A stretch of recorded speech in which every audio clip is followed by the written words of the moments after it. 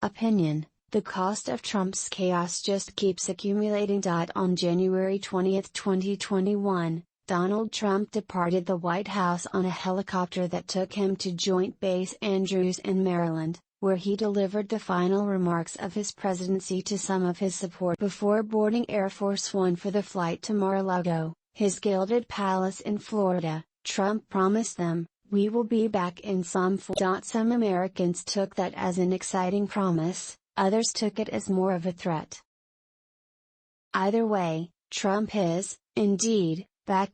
A CNN poll released in February found that among Republican voters who were considering candidates for the 2024 presidential race, 54% supported Trump, which made him the top choice for securing the part. Florida Governor Ron DeSantis polled second at 21%, while other possible candidates such as former Vice President Mike Pence polled at no more than 1%. There is a strong possibility that Trump will win his party's nomination should he run again, which seems as likely as warm weather at Mar-a-Lago this summer.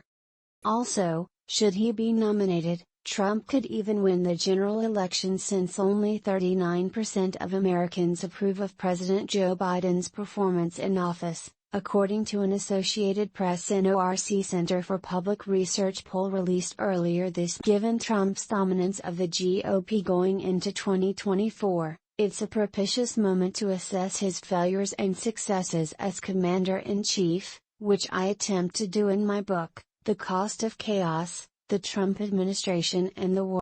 Trump has the distinction of being the only U.S. president to publicly and consistently refuse to accept his electoral loss. His lies about the 2020 election have poisoned America's politics for the foreseeable future, as Trump has made signing on to those lies a de facto litmus test for many Republican candidates running for. Meanwhile, the bravery of the Ukrainians now fighting the Russians underlines the idiocy of Trump's embrace of Russian President Vladimir Putin and also of his efforts to hold back military aid to the Ukraine. And when Trump was confronted by a real crisis, he largely embraced wishful thinking and quackery over any real leadership of the nation, resulting in much unnecessary further suffering. But before examining in more detail Trump's many failures as president, it's worth stipulating that Trump also had some successes. What Trump got right. Trump got one big foreign policy issue mostly right, which was China.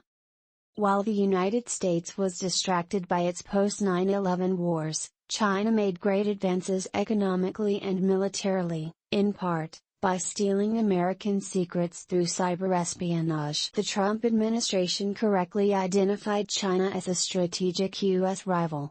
This was an important conceptual shift because previous administrations has emphasized U.S. engagement with the Chinese, believing that they would play by the rules of the international system and liberalize their economy, and then, as they prospered, they would also liberalize their authoritarian form. As it turned out, that was a fantasy that the Trump administration correctly called out.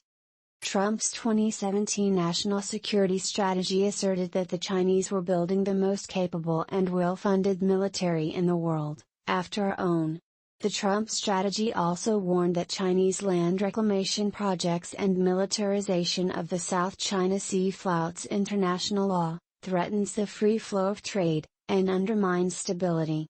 As a result, the Trump administration authorized at least double the number of U.S. Navy ships transiting the South China Sea performing freedom of navigation exercises. Also, the Trump administration's Operation Warp Speed saved many lives during the pandemic. Under it, the U.S. invested $2.5 billion in Moderna, which produced a testable vaccine on humans in only 2 months using novel mRNA technology. Pfizer and German biotech firm BioNTech didn't take U.S. government funding, but the government placed a $1.95 billion order for 100 million doses, and in doing so guaranteed demand for its vaccine. After the first clinical trials, both Pfizer/BioNTech and Moderna produced vaccines that were more than 90% effective, an efficacy that eventually waned. These were astonishing results given that the U.S. Food and Drug Administration had put its threshold for approval for any vaccine at 50% effective or above. Trump also presided over the destruction of the ISIS geographical caliphate in Iraq and Syria. Trump was largely following the battle plan that the administration of President Barack Obama had waged to defeat ISIS, but it was during Trump's presidency that ISIS was finally and Trump ordered the Special Operations Raid in 2019, during which Abu Bakr al-Baghdadi, the founder of ISIS, died. The worst deals. But so many other of Trump's actions as commander-in-chief were spectacular failures. The seizure of Afghanistan by the Taliban last year was one of Trump's most disastrous foreign policy legacies. Biden certainly deserves blame for claiming that he was bound by Trump's 2020 peace deal with the Taliban, which really was a surrender agreement to the Taliban in the mordant words of A.R. McMaster, Trump's former national security advisor. And Biden also deserves blame for the botched execution of the U.S. withdrawal from Afghanistan last. But it was Trump, not Biden, who had laid the groundwork for the Taliban takeover of Afghanistan. In 2018, Trump authorized his Secretary of State, Mike Pompeo, to begin negotiations with the Taliban, an effort that was led by U.S. Ambassador Zalmay Khalilzad. Khalilzad made an agreement with the Taliban that, in exchange for a total U.S. withdrawal from Afghanistan, they would break with al-Qaeda and engage in genuine peace talks with the Afghan government. The Taliban simply ignored those agreements.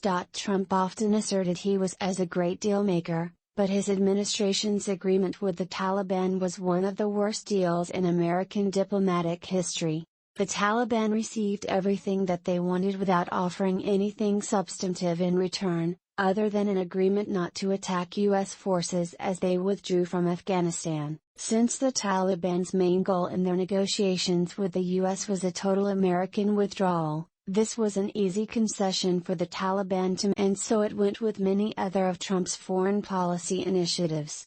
He apparently believed that by dint of his personal charm he could persuade the North Korean dictator, Kim Jong-un, to give up his nuclear weapons. American presidents going back to Bill Clinton had tried to persuade the nuclear-armed hermit state to rein in its nuclear weapons program, and all of them had failed. While he was president, Trump met with Kim 3 times, first in Singapore in 2018, a year later in Hanoi, and then at the border between North and South Korea. Those meetings generated intense media frenzies and gave Kim and the U.S. president equal billing on the world stage, which was a huge coup for the dictator of a country whose GDP was around the size of the state of. At the Singapore meeting, Trump unilaterally gave a key concession to Kim, canceling joint U.S.-South Korea military exercises, which were a long-time cornerstone of containing the North Korean rogue state, and got nothing in. Trump and Kim also exchanged 27 letters,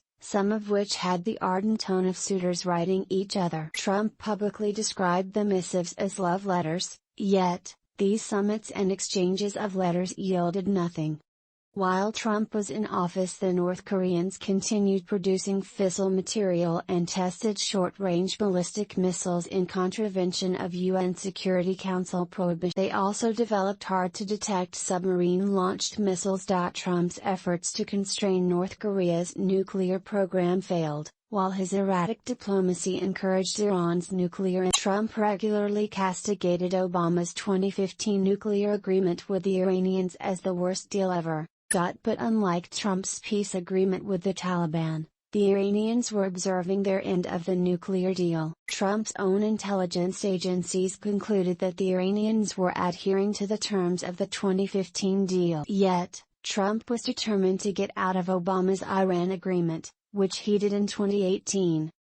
As a result, by the time Trump left office in January 2021, the Iranians were planning to enrich uranium up to 20% purity, far above the 4% purity agreed to in their deal with the Obama administration, according to the International Atomic Energy Agency. While this was well short of the 90% purity needed for a nuclear bomb, The Iranian nuclear program took a large step forward as a result of Trump's ham-handed approach to the Iran undermining NATO throughout his presidency. Trump embraced Putin, while regularly taking potshots at key American allies such as the British, French, and German. What was the strategic benefit to the US of all this geopolitical trumpery? It was never clear, although it was certainly a key aim of Putin's to weaken the NATO alliance, which Trump's own defense secretary, Jim Mattis, described as the most successful alliance in modern. The importance of that alliance was underlined when Russia invaded Ukraine in February. The Ukrainian military, trained by NATO advisors, imposed huge costs on the Russian invaders, and the Biden administration together with its NATO allies transferred large numbers of anti-tank and anti-aircraft weapons to the Ukraine, undermining democracy. Trump's affinity with dictators overseas, a key part of his foreign policy, dovetailed with his attempts to undermine democratic processes and norms at home, best exemplified by his continued refusal to accede to the will of the people in the 2020 presidential election and his support for his followers, who stormed the U.S. Capitol days. Trump's anti-democratic stance, which he still promotes with the big lie conspiracy theory, has poisoned American politics. In part because of Trump's anti-democratic tendencies, during his presidency current and former senior military leaders issued more than 250 public statements that were critical of Trump's leadership, according to a tally by New America, the research institution where I serve as a vice. This was unprecedented, as military leaders, both those in uniform and in retirement, generally stay out of politics. Following the murder of George Floyd by a police officer in Minneapolis on May 25, 2020, Trump threatened to send the federal military to quell the unrest that was roiling American cities. On a call about the protests with the nation's governors on June 1, Trump told them, "If you don't dominate, you're wasting your time. They're going to run all over you, you'll look like a bunch of jerks." Later that evening, protesters gathered outside the White House and were met with violence when Trump walked to St. John's Episcopal Church wielding a Bible, which resulted in a now infamous photo op. Mattis broke his long silence about Trump, issuing a blistering statement, "Donald Trump is the first president in my lifetime who does not try to unite the American people, does not even pretend to Instead, he tries to divide us. We are witnessing the consequences of 3 years of this deliberate effort." The events of January 6, 2021, further turned the leaders of the U.S. military against Trump. On that day, a crowd of many thousands of his supporters gathered outside the White House, some wearing body armor and many wearing quasi-military outfits. To the assembled crowd, Trump spouted a geyser of baseless conspiracy theories about his loss in the presidential election. Trump then urged them to go to the Capitol. A mob then assaulted the building. That evening, Trump was unrepentant about the mayhem he had helped to foment, tweeting, "These are the things and events that happen when a sacred landslide election victory is so unceremoniously and viciously stripped away from great patriots who have been badly and unfairly treated. Go home with love and in peace. Remember this day forever." This tweet was later deleted. Twitter then suspended Trump from its platform. The service chiefs of all the branches of the military, led by the chairman of the Joint Chiefs, General Mark Milley, took the extraordinary measure of sending a joint letter to the 2 million members of the active duty, National Guard and Reserve units of the U.S. military, decrying the insurrection and confirming that President-elect Biden will be inaugurated and will become our 46th. The message was clear: the U.S. military would not be assisting Trump in any of his efforts to mount a coup against the Constitution they had sworn an oath to serve. The assault on the Capitol triggered Trump's second impeachment trial. He was once again acquitted by the Senate, but he now had the distinction of being the only American president to be impeached twice.